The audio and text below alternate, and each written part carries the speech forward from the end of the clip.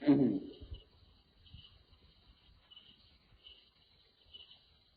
ิดไปอย่างหนึ่งก็ปริยัติมันก็เป็นเหตุ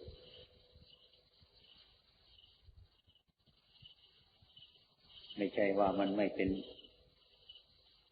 ไม่ใช่ว่ามันไม่ดีนะ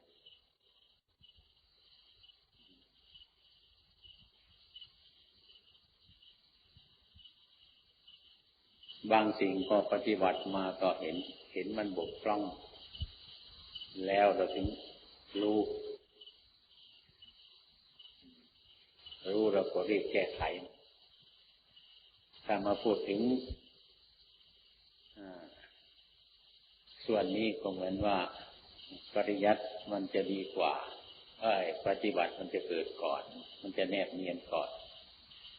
ก็คล้ายๆว่าทำมามันรู้เรื่องของมันสบประการมาพอเห็นอันนี้มันไม่สมควรแน่แล้วก็เข้าใจตัดมันออกไอ้สิ่งที่มันสมควรนี่ก็ทรงมันไว้ถ้าพูดในแง่นี้ก็เรียกว่าปฏิบัติมันก็จะเกิดมาก่อน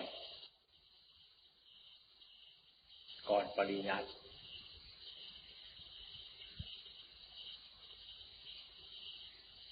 ถ้าพูดไปในแง่หนึ่งก็เรียกว่าปริยัติมันเป็นเหตุมันเป็นแนวทางที่เราจะดำเนินไปตามปริยัติที่เราเรียนมา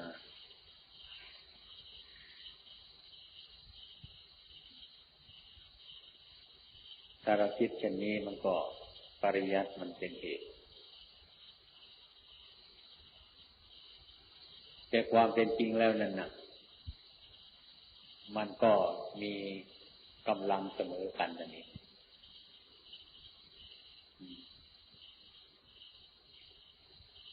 คงเคยเทียบไปฟังว่าคนมีกำลังน้อยกับคนมีกำลังมากคนที่มีกำลังมากไปยกก้อนหินที่มันมีน้ำหนักพอยกขึ้นได้พอสมควรแต่ว่ามันหนักแต่มันก็ยกได้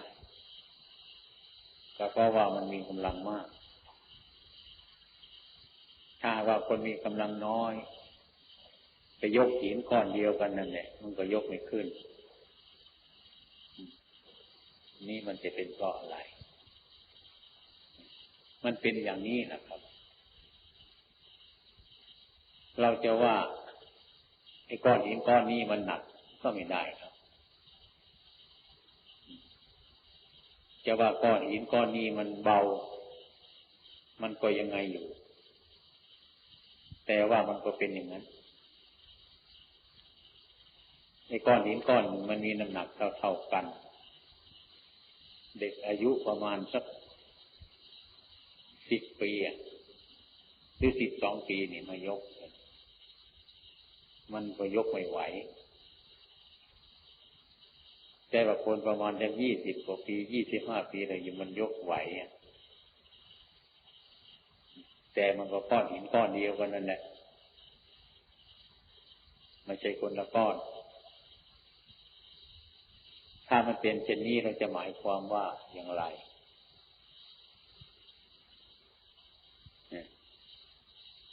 การปฏิบัตินี้ก็เหมือนกัน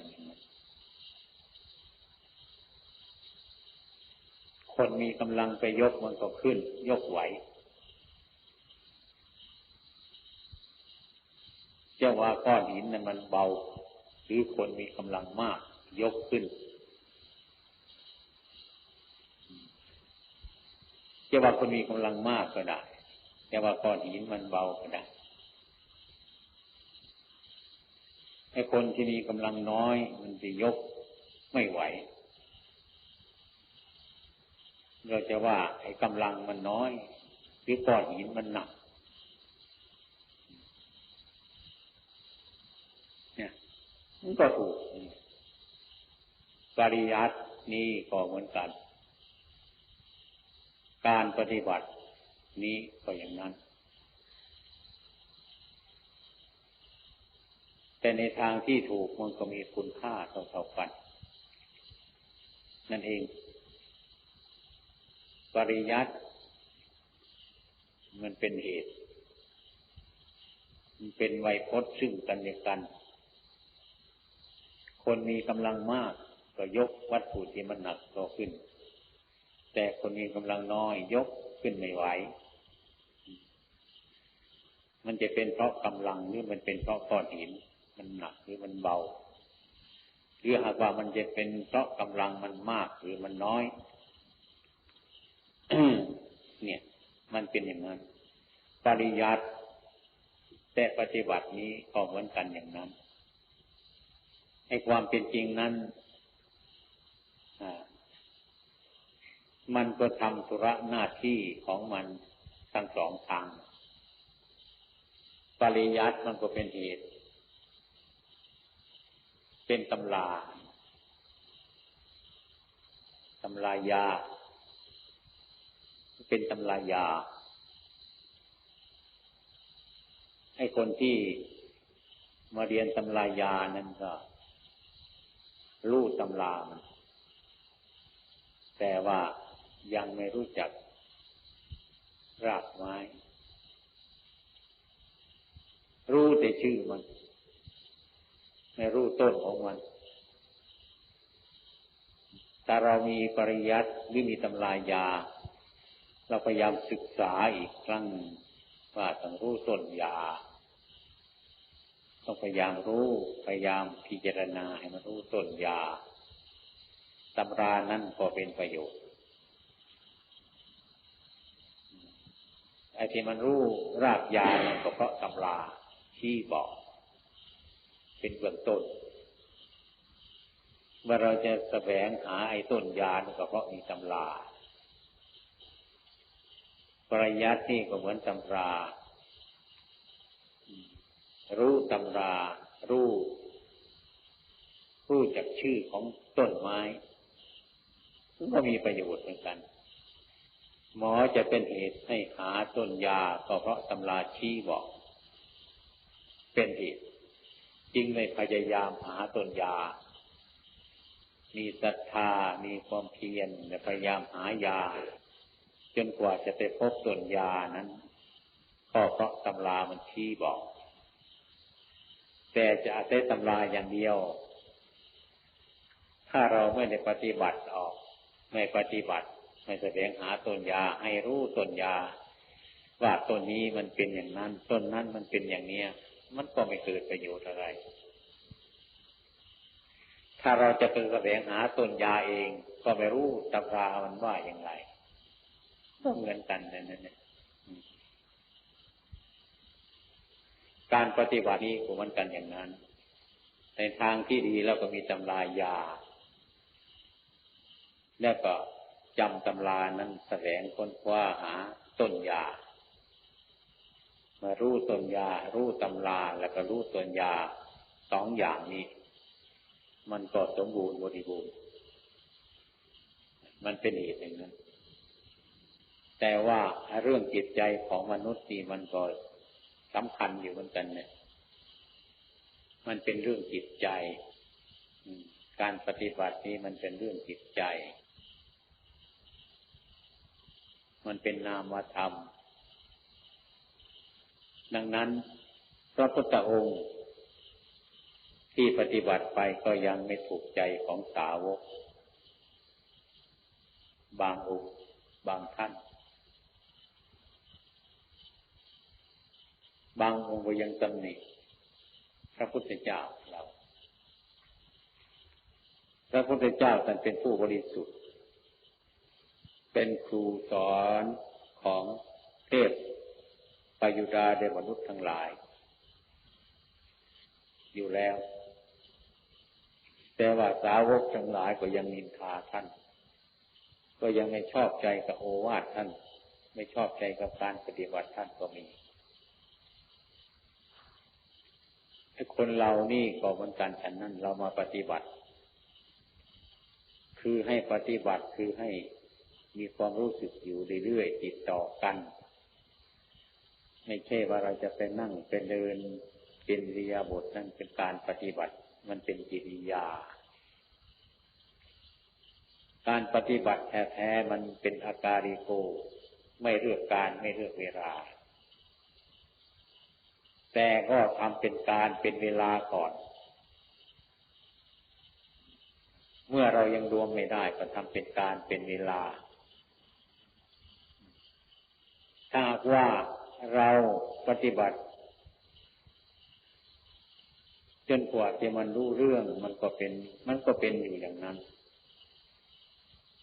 ไอ้ของที่สืบเนื่องเพื่อจะเตือนสติ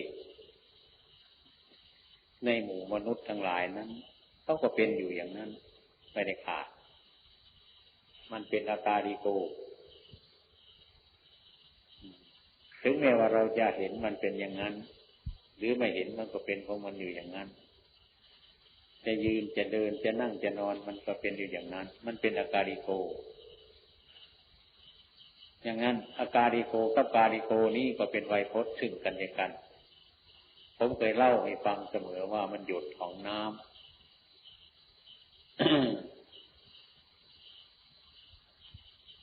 หยดแห่งน้ำที่ยังไม่ติดต่อกันเขาเรียกว่าหยดแห่งน้ำมันยังมีความไหลเรื่อยก็เทียบกับว่าสติของผู้ประพฤติปฏิบัตินั้นน่ะมันลุ่มๆดอนๆไม่สม่ำเสมอบางทีมันก็มีสติชัดแจ้งขึ้นมามันก็รู้เรื่องอะไรต่ออะไรอะไรไม่เป็นอะไรพอสมควรแต่ความรู้ไม่ติดต่อกันนั่นท่านเรียกว่าปฏิปทาไม่ติดต่อกันมันเป็นวรรคเป็นตอนถ้ามันเป็นวรรคเป็นตอนก็มันไม่เกี่ยวเนื่องกันมันยังไม่เนื่องกัน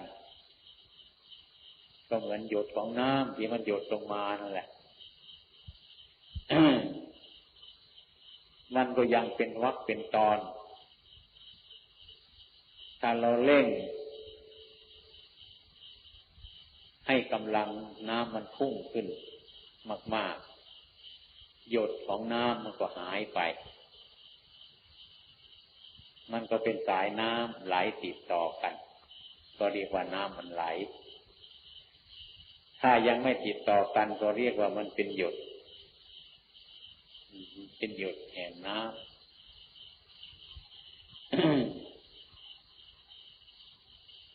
ไอ้ที่มันน้ำมันเป็นสายเดียวกันที่มันไหลติดต่อกันนั้นก็เพราะมันมาจากหยดแห่งน้ำเราเร่งให้กำลังน้ำมันพุ่งแรงขึ้นมันก็ติดต่อกันหยดมันก็หายไปหยดแห่งน้ำที่มันหายไปที่ไหนมันก็ไม่หายไปที่ไหนแต่มันเปลี่ยนเป็นสายน้ำมันติดต่อกันการปฏิบัติสติเหล่านี้ก็เหมือนกันฉะนั้นการกระทำให้มีสติสัมปชัญญะเป็นสัมมาปฏิปทามันติดต่อกันมันก็เป็นอย่างนั้น อย่างนั้นหยดแห่งน้ำกับสายน้ำที่มันไหลติดต่อกันนั้นมันก็เหมือนกันแต่ว่าลักษณะมันต่างกันลักษณะมันต่างกันว่ามันเป็นอาการิโกมันก็หยดสติเหล่านี้ก็เหมือนกันแต่นั้นเมื่อเรามีความรู้สึกความผิดชอบอะไรอยู่แล้วพยายามตั้งขึ้นให้รู้ให้มากพยายามตั้งให้มากขึ้นไอ้ความรู้สึกนั้นมันก็ติดต่อกันมันไม่เป็นวรรคเป็นตอนเรียกว่าสติตามการที่ได้ทำและคำที่เราพูดไม่ขาดก็เหมือนกันกับสายน้ำที่มันไหลติดต่อกันนั้นนั่นก็มันเกิดมาจากหยดแห่งน้ำส สายน้ำมันติดต่อกันเมื่อมันติดต่อกันก็เรียกว่าสายน้ำไอ้ความรู้สึกของเรานี่ก็เหมือนกันฉะนั้นที่เราเรียกว่ามันขาดสติไอ้สติตัวนี้มันก็สำคัญเมื่อไรสติมันขาดไปก็เป็นบ้า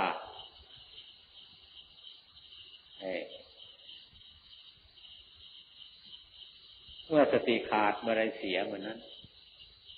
มันไม่ติดต่อกันคนเราเมื่อมันขาดสติแล้วมันก็ผิดปกติของมันรุ่มดอนมันไม่สม่ำเสมอถ้าเรามีสติติดต่อกันก็เรียกว่ามันเป็นกระสายน้ำมันไหลการทำสติสัมปชัญญะให้ติดต่อกันนั้นก็คือเราพยายามยกจิตเราขึ้นเสมอเช่นว่าเราหยิบจีวรขึ้นมาห่มก็รู้จักห่มเสร็จแล้วก็รู้จักเดินไปก็รู้จักมันรู้เสมออย่างนี้จะทำอะไรมันก็รู้เสมออยู่อย่างนั้นอารมณ์มันกระทบอะไรรู้เสมออยู่อย่างนั้น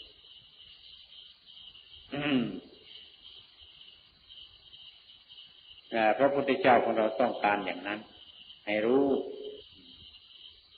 มันรู้ถ้ามีความรู้ติดต่อกันมันก็รู้จักความผิดชอบอยู่ทุกเวลาเหมือนกันกับเราอยู่ในหมู่มากๆอย่างนี้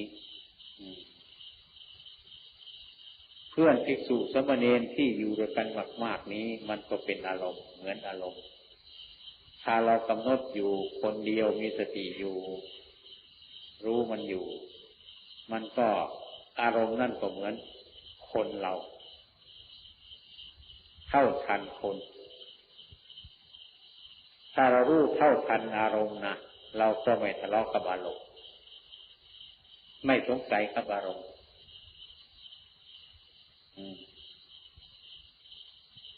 เหมือนกับเราอยู่กับเพื่อนมากๆอย่างนี้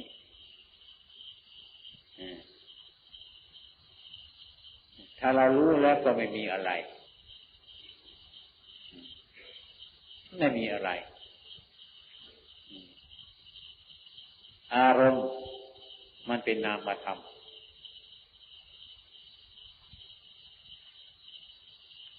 ตัวภิกษุสามเณรทั้งหลายหรืออะไรต่างๆอย่างนี้มันก็เหมือนกับรูปธรรมถ้าเรารู้รูปธรรมเราก็รู้นามธรรมรูปธรรมนั้นมันมีรูปเห็นด้วยตานามธรรมนั้นมันรู้รูปเห็นด้วยใจ มันดูคนละทางมังสะจักษุเรานี้มันดูรูปเป็นของหยาบปัญญาจักษุนั้นมันรู้นามธรรมเราอาศัยอยู่กับรูปนามอยู่ด้วยรูปด้วยเวทนาด้วยสัญญาสังขารวิญญาณ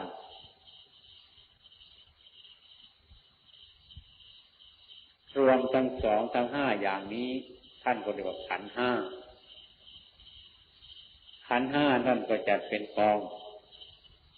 ขันธ์นั่นท่านเรียกว่ากองรูป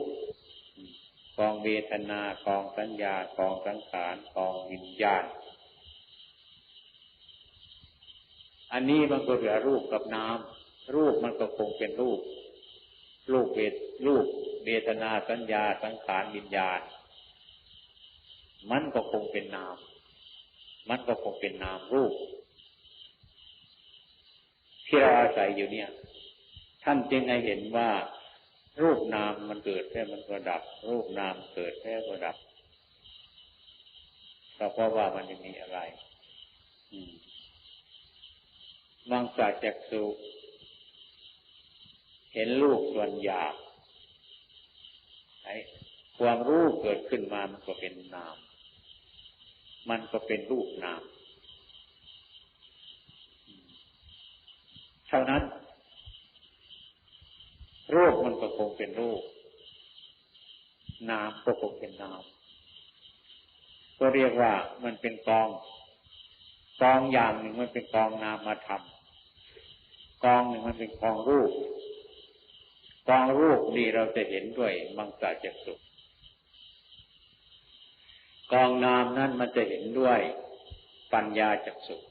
คือนามธรรมภายในแต่ว่ารูปกับนามนี่มันก็ต้องอาศัยกันอยู่ติดต่อกันอยู่แต่ว่ามันแยกเมื่อเราเห็นแล้วก็มันแยกกันออกมันเป็นรูปเป็นนามสองอย่างแล้วนะจะพูดไปที่ไหนก็ตามมันเถอะมันจะแยกแยะไปที่ไหนก็ตามมันก็คงเป็นรูปกับนามรูปกับนามนี่แหละท่านเรียกว่าขันธ์ห้าขันธ์นั่นแหละท่านเรียกว่ามันกองรูปก็คือมันมองเห็นด้วยตากองนามก็คือมันรู้ด้วยใจก็มีกายกับใจเท่านี้ส่วนรูปกับนามนี้ท่านให้ภาวนาให้รู้เรื่องมันให้รู้เรื่องมันให้รู้เรื่องของรูปและนามมันเป็นขันธ์ห้าคือห้ากองนั่นเองไม่ใช่อื่นอันนี้ตัวไอ้ความเห็นของเราทั้งหลายอย่าไปยึดทั้งสองอย่างนี่แหละทั้งรูปมันก็ยึดนามมันก็ยึดว่าเป็นตัวตนเราเขาอย่างนี้ก็พอยึดรูปนามมองเห็นด้วยตาเป็นรูปนี่ก็เป็นเรารู้ทางจิตใจนั่นก็เรียกว่ามันเป็นเราก็เลยไปยึดเอานามกับรูปนี่เป็นเราให้ความเป็นจริงนั้นพระพุทธองค์ท่านสอนว่าให้รู้จักรูปนามให้รู้จักรูปนาม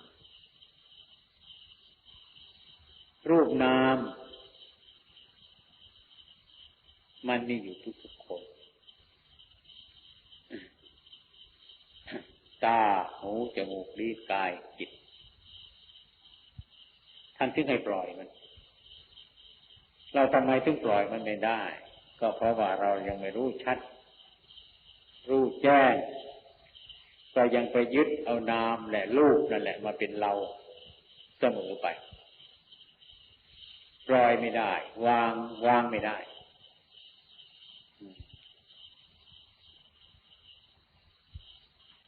การปฏิบัติท่านให้รู้จักความเห็นแล้วก็รู้จักความเห็นที่เรียกว่าทิฏฐิคือความเข้าไปเห็นทิฏฐิท่านแปลว่าความเห็นมานะคือตัวเข้าไปยึดเป็นตัวอุปทาน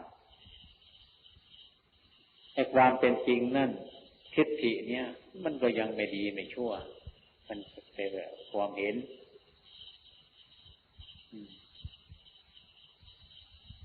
ไอ้ความเห็นนี่มันมีอยู่ตลอดเวลาเรียกว่าทิฏฐินี้แต่ว่าทิฏฐินี้เมื่อปราศจากปัญญาเมื่อไรอุปทานก็เข้าไปยึดมั่นเลยไปยึดมั่นถือมั่น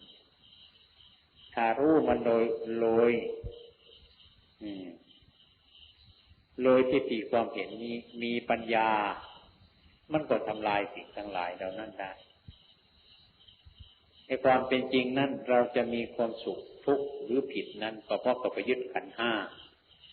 ยึดรูปกับนามนี่ครูบาอาจารย์เราท่านจึงสอนรูปนามเนี่ยไม่หยุดอย่างอภิธรรมก็พูดไปเถอะมีแต่รูปนามกันทั้งนั้นจะเป็นรูปก็ดีจะเป็นนามก็ดี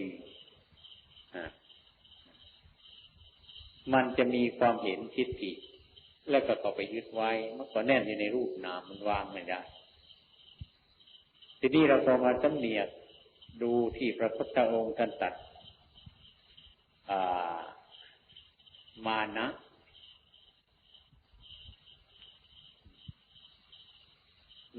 9 ประการเนี่ยดูสิ ท่านได้เอาตรงไหนก็ผมไม่เห็นว่าท่านได้เอาตรงไหนเลยครับนี่แต่เรื่องมันปล่อยวางเท่านั้น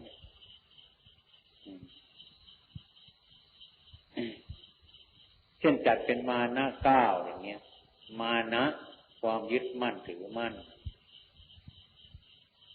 มานะทั้ง9เราเป็นนักเรียนมาหรือไม่เป็นนักเรียนแล้วก็ไปดูมาแล้วก็รู้ได้ว่ามานะมันมี9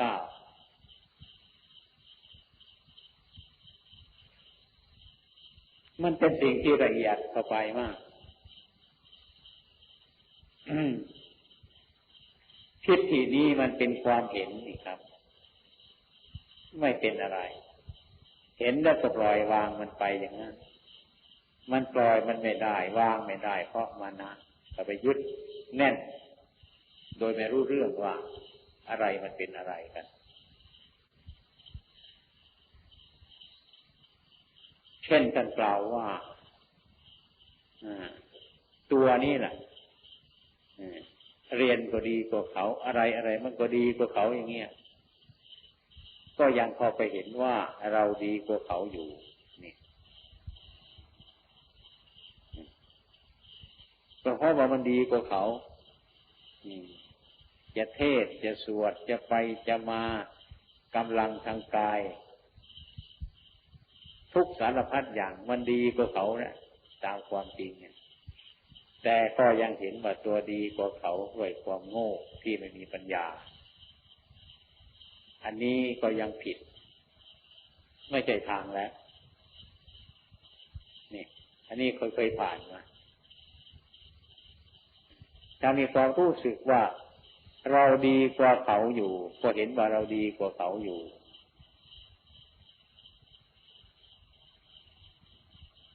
ด้วยปัญญาอันนั้นก็ไม่มีอะไรถ้าปราศจากปัญญาแล้วก็เกิดโทษเราเป็นผู้ดีกว่าเขาสำคัญว่าเสมอเขาความสำคัญว่ามันเสมอเขาด้วยมานะนั่นแหละเมื่อเราเสมอเขาก็เห็นว่าเสมอกับเขานั้นด้วยปราศจากปัญญานะอันนี้ก็ไม่ถูกอีกแล้วผิดทางของพระพุทธเจ้าเป็นผู้เสมอเขาสำคัญตัวว่าเลวกว่าเขานี้อันนี้ก็ไม่ถูกทางอีกแล้ว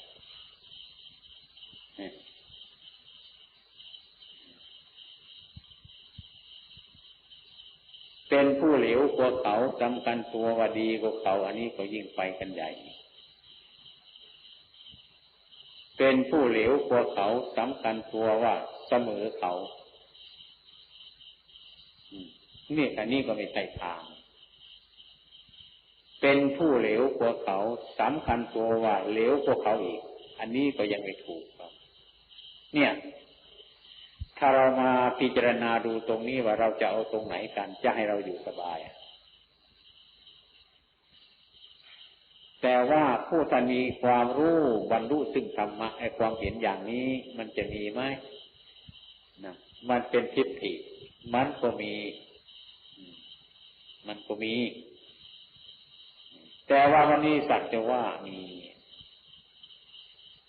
ทิฏฐินั้นมันประกอบไปด้วยปัญญา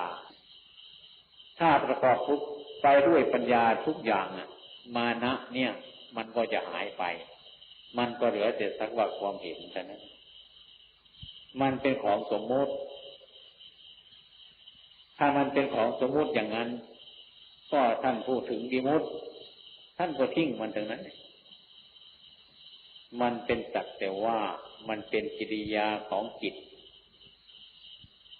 เป็นความรู้สึกนะอย่างนี้ประมาณหน้าตั้ง9มันหายไปหมดมี ก็เหมือนกับว่ามันไม่มีมันขาดอุปาทานความยึดแน่นไม่สำคัญมั่นหมายมันเป็นจริงเป็นจัง เห็นแต่สักว่ามันมีความรู้สึกขึ้นอย่างนั้นมีความเห็นอย่างนั้นถ้ามันประกอบไปด้วยปัญญาให้ความเห็นเช่นนั้นมันจะสักแต่ว่าเรื่อยไปนะมันคลายไปฉะนั้นเนี่ยท่านก็เห็นด้วยปัญญาไม่ใช่ว่าท่านเห็นด้วยความเขลาเห็นด้วยปัญญาเห็นด้วยปัญญาท่านก็ถอนอุปาทานในตัวมันเนี่ยไอ้ของเก่าๆอย่างนี้มันก็ยังมีอยู่แต่ว่ามีอยู่สักแต่ว่ามีไม่ไปสำคัญมั่นหมายมันจะไม่ให้ก่อความสุขขึ้นได้จะไม่ก่อเหตุความทุกข์ขึ้นได้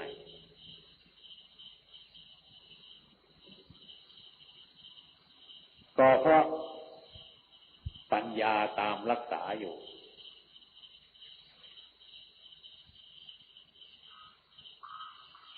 เป็นอสุปธรรมโมธรรมนี้ไม่กำเริบ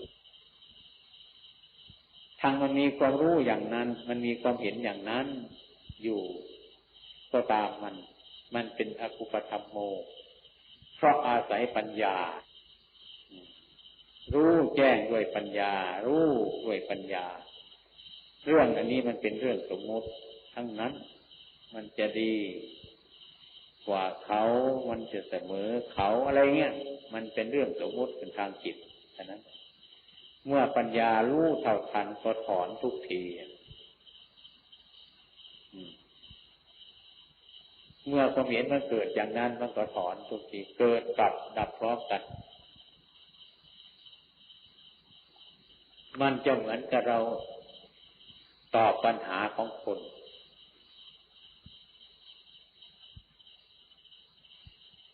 ซึ่งเรามีเฉลยอยู่แล้วเราดูเฉลยอยู่แล้วเขาก็ออกปัญหามาเราก็ตอบได้ทันทีเลยทำไมเพราะเฉลยมันมีอยู่แล้วอันนี้ก็เหมือนกันฉะนั้น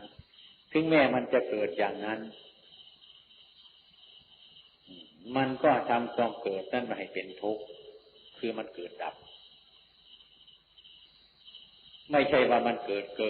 มันเกิดดับสิ่งที่มันเกิดนี่คือมันเกิดทีหลังมันเกิดทีหลังเกิดมันเกิดทีหลังเกิดไอ้ที่มันเกิดความรู้สึกว่ามันเป็นสมมุติอย่างแจ่มใสนั่นมันเป็นพื้นอยู่แล้วสิ่งทั้งหลายนี้มันจะเกิดมาแล้วก็ให้มันเกิดทีหลังไอ้สิ่งที่มันเกิดก่อนมันมีอยู่แล้วก็เหมือนกับว่าเราจับเฉลยปัญหาไว้แล้วเขาก็มาถามปัญหาเราพอถามก็ไปปัญหานั้นมันก็สลายตัวไปเลยเพราะเรามีเฉลยอยู่ก่อนแล้วอย่างนี้ก็เรียกว่าสติประจำการที่ได้ทำและคำที่พูดอยู่เสมอนี่เรียกว่าปฏิปทาของจิตถ้าหากว่าเราเดินอยู่ในขั้นนี้นะผมเห็นว่ามันจะไม่มีอะไรขุ่นมัวเลยจะไม่ขัดแย้งกันเลยครับจะไม่ขัดแย้งกัน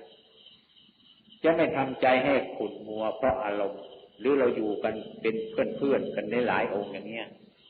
องค์ใดองค์จะทำอะไรเกิดขึ้นมานั้นนะครับก็ไม่มีอะไรจะเป็นเหตุให้เราขุ่นมัวทั้งรู้อยู่เหมือนกันน่ะไม่มีอะไรจะทำให้เราขุ่นมัวได้เพราะเรารู้ในเวลาที่เรารู้เสียงนั้นพร้อมด้วยปัญญาเสียงชนิดนี้มันเกิดอยู่ก่อนแล้วอันนี้มันเสียงนี่เกิดทีหลังรูปเสียงกลิ่นรสนี่ก็เหมือนกันอันนั้น อายตนะทั้งหลายนี้เราเคยสังวรเราเคยสังรวมจนชำนาญแล้วคือรูปและนามนี้รูปเสียงกลิ่นรสนี่แหละมันรูปนามมันเป็นขันธ์ห้าอยู่แล้วเรารู้รูปตามความเป็นจริงก็รู้นามตามความเป็นจริงแล้วดังนั้นอยู่ด้วยกันมากๆทั้งพระทั้งเณรในกลุ่มปฏิบัติเนี่ยและผมเข้าใจว่าพระก็ดีเณรก็ดีใครก็ดีนะอยู่ด้วยกันเนี่ยทะเลาะกันเบาะแว้งกันไม่ถูกใจกันอะไรกันอย่างนี้มีความแข่งแย่งซึ่งกันและกันอยู่ในใจผมว่ามันไกลธรรมะหรือเกินในส่วนนี้ไม่ได้เกี่ยวข้องกับข้อปฏิบัติเลยครับมันอยู่คนละข้างก็เพราะว่าอารมณ์เกิดมาจิตไม่รู้ตามความจริง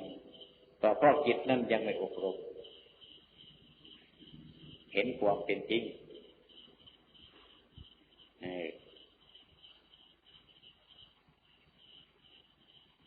ไม่มีความจริงอยู่เป็นพื้นนั่นก็ไม่เป็นปกติสิ่งที่เป็นปกติอารมณ์ที่มาถูกต้องเข้าอันนี้อารมณ์ดีไม่ดีรู้อยู่แต่ว่าอารมณ์ก็สักแต่ว่าอารมณ์มันเป็นเรื่องสมมุติขึ้นเท่านั้นอันนี้มันก็ฆ่าทีเดียวแหละท่านเรียกว่ากิเลสกับมรรคเมื่อมรรคมันกล้ากิเลสมันก็ขึ้นไม่ได้เมื่อกิเลสมันมากมรรคก็จะเดินไม่ไหว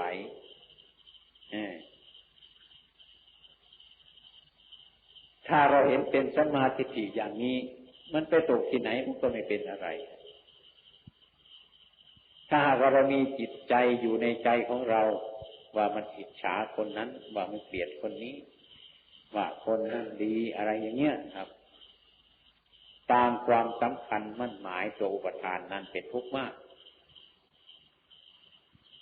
แต่ว่ามันรู้ความรู้ชนิดนี้เป็นสักแต่ว่ากิริยาเท่านั้นว่ามันเกิดแล้วก็ดับเท่านั้นก็ไม่มีอะไรแล้ว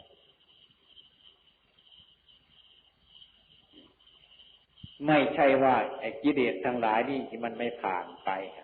ไม่ผ่านไปกิเลสมันก็ผ่านไปตรงนั้นแหละ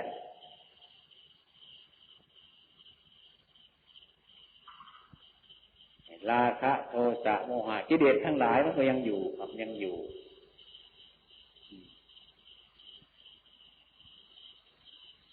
แต่ว่าเมื่อมันเกิดมาและไปพระโยคาวจรเจ้าปฏิบัติและผู้มีปัญญามันก็จะระงับทันทีของมันเนี่ยมันจะเกิดขึ้นมารู้เกิดขึ้นมารู้แล้วมันก็ดับรู้แล้วมันดับมันไม่อย่างนั้นผมเข้าใจว่าพระพุทธเจ้าท่านตรัสรู้แล้วท่านก็อยู่กับโลกสาวกทั้งหลายนี้ท่านตรัสรู้แล้วท่านก็อยู่กับโลกอยู่กับอารมณ์นี่แหละแต่ท่านไม่หลงอารมณ์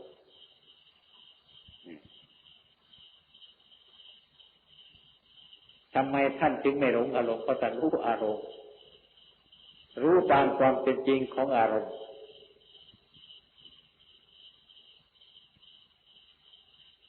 ดีไม่ดีก็อารมณ์ทั้งหลายเหล่านี้จะมาฟอกจิตใจท่านให้เบาบางขึ้นด้วยให้เกิดปัญญาด้วยจะมีความรู้อะไรติดต่อกันมากขึ้นเพราะสิ่งทั้งหลายเหล่านี้มากระทบจะมีกำลังมาก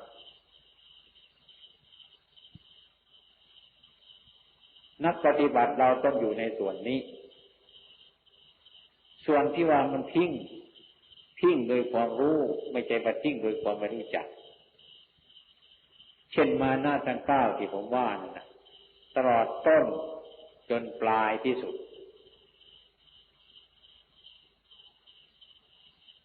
มันหมดแล้วไม่มีอะไร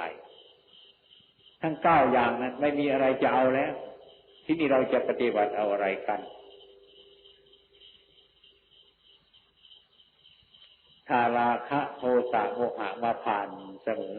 แล้วก็วิ่งไปตามกับมันอยู่เรื่อยอย่างมันเกลียดคนโน้นมันก็เกลียดนะเดินไปมันก็เกลียดนึกไปมันก็เกลียดคนนั้นพูดขึ้นมันก็เกลียดอย่างเงี้ย อย่างนี้ครับ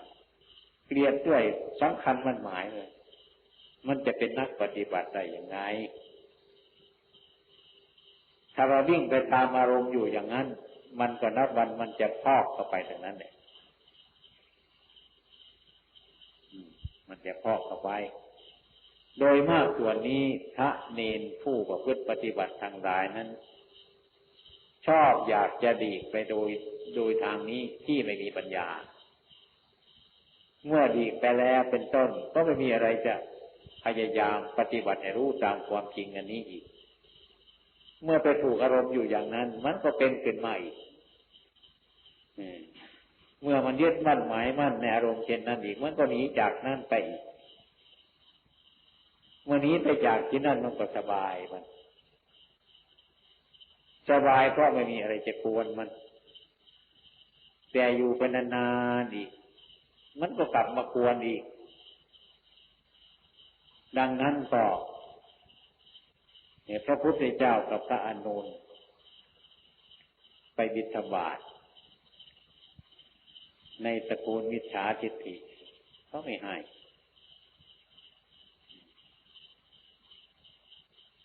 ก็ยืนอยู่นั่นแหละแต่ว่าผู้ที่ไม่มีปัญญาเหมือนพระอานนท์ก็เดือดร้อนยืนอยู่เฉยๆนึกว่าพระองค์นี้จะยืนอยู่ทำไมเขาไม่ให้รีบไปเสียมันก็รู้เรื่องกันมันเสร็จกันนั่นแหละเขาไม่ให้จะยืนอยู่ทำไมอายเขาเนี่ยมันก็คิดไปในแง่ทุกข์ทั้งนั้นแหละแต่พระพุทธองค์ท่านตรัสว่าแต่ตถาคตไม่ให้อายอย่างนั้นให้อายสิ่งใดมันเป็นผิดสิ่งใดมันจะผิดคือให้อายอย่างเราวิตบาทอย่างนี้ทรมานสัตว์ยืนอยู่เขายังไม่ให้แล้วมันเป็นบาปอะไรเขาไม่ให้เราก็ไปก็ไม่มีเรื่องอะไรแม้ถ้าว่าอีกองค์หนึ่งเขาให้ก็จะดีใจก็นึกว่ามันจะถูกอีกแล้วมันก็ยิ่งไปกันใหญ่อยู่แล้วมันเป็นเช่นนี้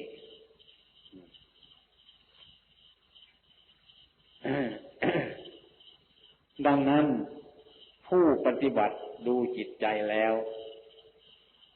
อารมณ์ซึ่งมากระทบจิตใจนี่มันมากยิ่งกว่าพระในวัดเรานี่หลายๆวัดนี่ถึงซึ่งมันมาประสบกับอารมณ์นั้นอยู่เป็นอยู่นั้นแต่ว่าท่านก็สบายอยู่เพราะท่านรู้เรื่องกับอารมณ์นั้นอารมณ์นั้นเนี่ยคือเหมือนกันกับโลกอารมณ์แล้วมันเป็นโลกมันเป็นของโลกพระพุทธเจ้าของเราท่านรู้โลกคือรู้อารมณ์นั้นตามความจริงไม่เป็นไปตามอารมณ์นั้น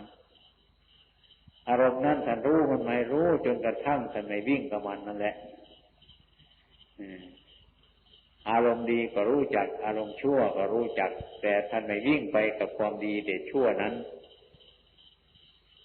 ไอ้สิ่งที่มันเป็นสมมุติมันก็เป็นของมันอยู่อย่างนั้นตลอดเวลาดังนั้นผู้ปฏิบัติขั้นจิตใจเนี่ยท่านจึงสอนว่าอานนท์ถ้าเราเอาชนะตรงนี้ไม่ได้เราจะไปที่ไหนถ้าอานนท์ก็ไปที่โน่นชนบทโน่นถ้าเราไปในกลุ่มโน้นไปชนบทโน้น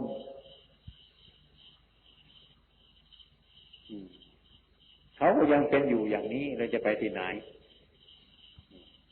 ก็ต่อไปชนบทโน้นไปเมืองโน้นอีกต่อไปในชนบทนั้นโน้นในเมืองโน้นเขาไม่ให้อีกอย่างนี้เราจะไปที่ไหนนี่แหละอานนท์เราก็แพ้เขาเรื่อยไปเท่านั้นแหละพระพุทธเจ้าให้รู้มันตรงนี้อธิกรณ์เกิดตรงนี้ระงับมันตรงนี้ระงับที่นี่แล้วมันก็สบายเราชนะมันที่นี่ไปข้างหน้าแล้วก็ชนะมันชนะมันด้วยความเราเอาชนะตัวเราเอง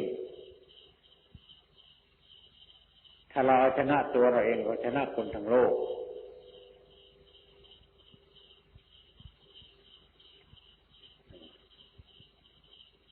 ผมเคยได้อ่านเรื่อง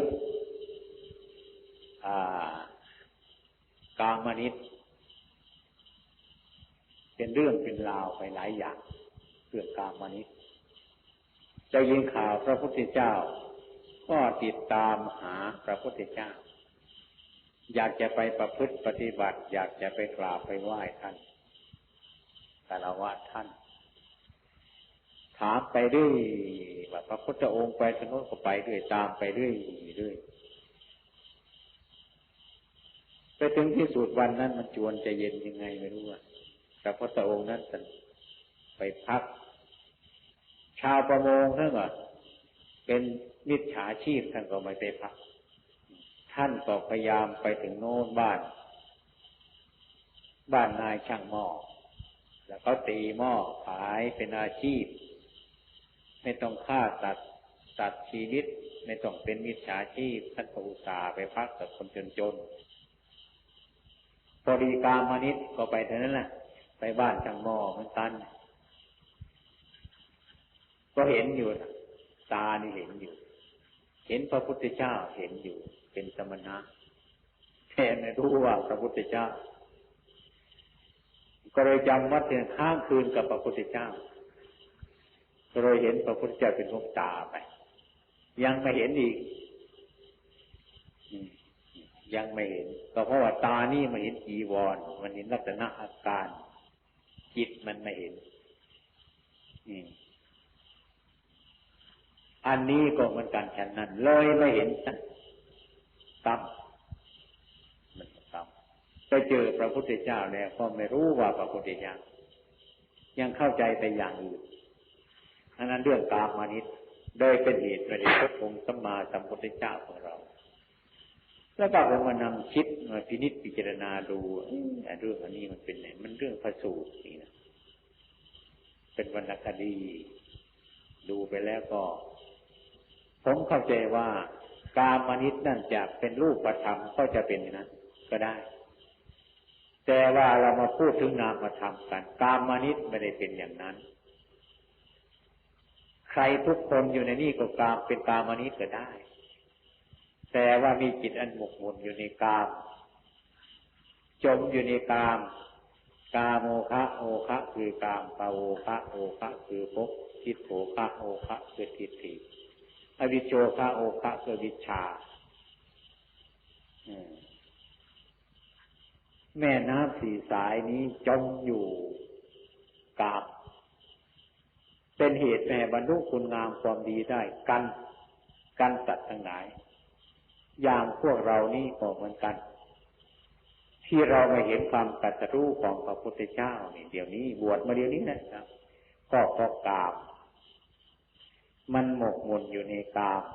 แม้เราจะโกนผมมาบวชห่มผ้ากาสาวพัดมาบวชอยู่อย่างนี้ทำวัดสวดมนต์อยู่อย่างนี้ปฏิบัติอยู่อย่างนี้นะแต่จิตมันหมกมุ่นอยู่ในกามโอคะกามโอคะโอคะคือกามภาโอคะโอคะคือภพทิฏโฐคะโอคะคือทิฏฐิอวิชโชคะโอคะคืออวิชชาห่วงน้ำทั้งสี่สายนี้มันท่วมใจอยู่มันยังจมอยู่ในน้ำของกามนี้จึงไม่มองเห็นธรรมที่ตรัสรู้ของพระพุทธเจ้า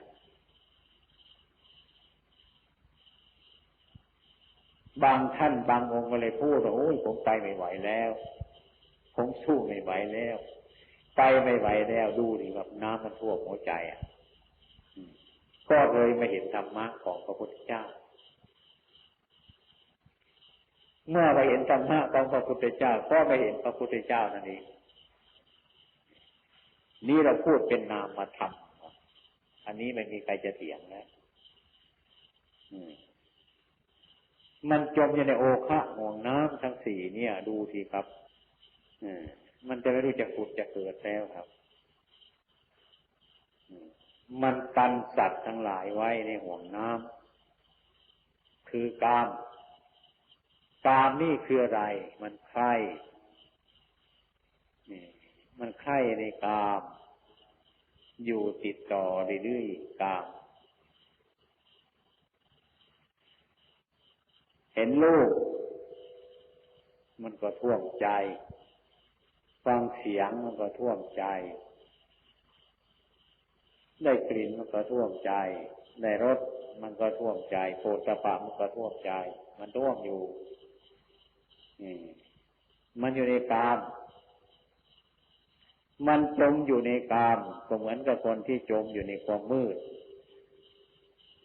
เช่นว่าคนจมอยู่ในหนวกหูหนวกอย่างนี้มันจมอยู่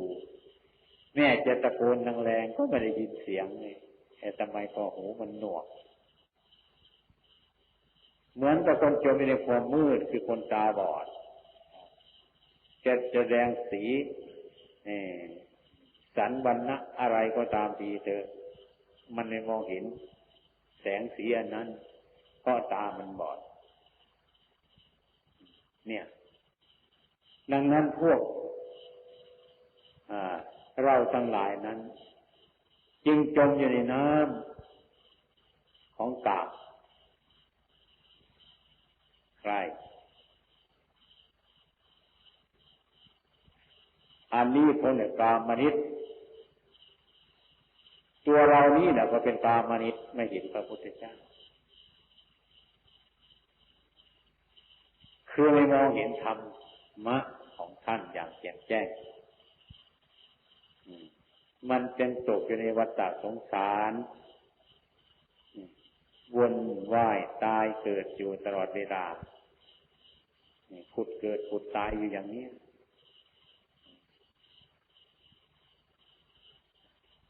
ไอ้ของทั้งหลายเหล่านี้ไอ้สิ่งทั้งหลายเหล่านี้กิเลสทั้งหลายเหล่านี้ไม่ใช่ว่ามันหมดไปมันยังอยู่มันยังอยู่ถึงมารู้แจ้งมันแล้วมันก็ยังอยู่รู้แจ้งโลกอันนี้มันก็ยังอยู่แต่ว่ามันอยู่ข้างนอกไม่อยู่ข้างในมันเป็นสักแต่ว่ายังอยู่อะไรทั้งปวงมันจะสักแต่ว่าไปทั้งนั้นแหละทั้งหมดดังนั้นคุณจึงเข้าใจว่า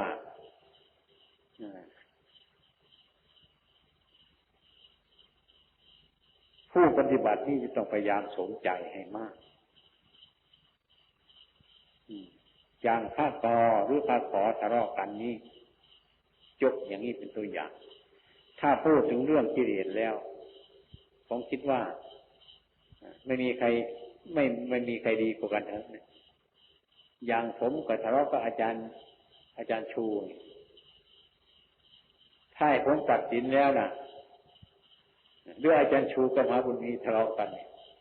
ให้ผมตัดสินเนี่ยผมว่ามันมีส่วนเท่ากันเนี่ยเพราะว่ามีส่วนเท่ากันไม่มีใครผิดไม่มีใครถูกอะไรมันเท่ากันทั้งนั้นเนี่ยใช่ผมระงับอธิกรณ์แล้วผมว่าไม่มีใครแล้วจะดีกว่ากันเลยนี่เสียหายทั้งสองเลย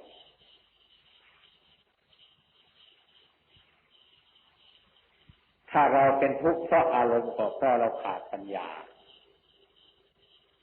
ถ้าเราทุกข์กับพวกกับฝูงอิจฉาตาร้อนกันอยู่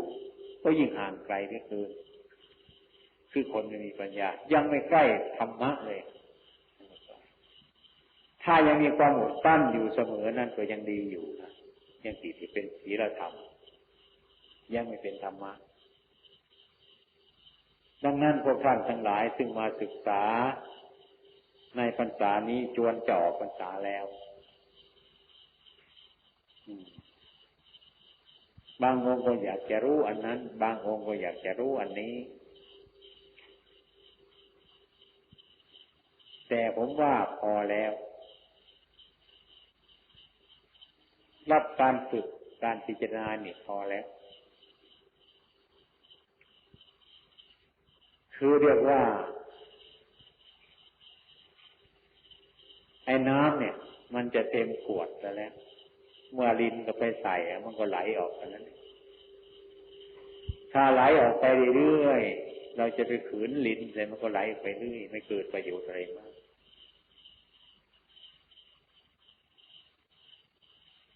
ดังนั้นหลักฐานการปฏิบัตินี้ต้องฝึกตนเอง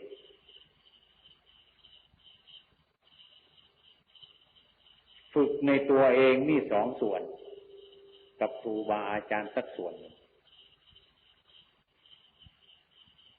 เอาไว้เสมอ ถ้าเราศึกษาตัวเองแล้วก็ต้องสนใจอยู่ทุกเวลาแค่ว่ามันชอบหมดนะพอเลยยินตรึงตาขึ้นเอาอีกพอเรียวไม่กี่วันก็ได้หมดไปเรียบร้อยไปหมดไปมันยืนตัวไม่ได้เพราะอะไรมันว่ายน้ำไม่ได้ว่ายข้ามตามไม่ได้ยังไปสรรเสริญตามอยู่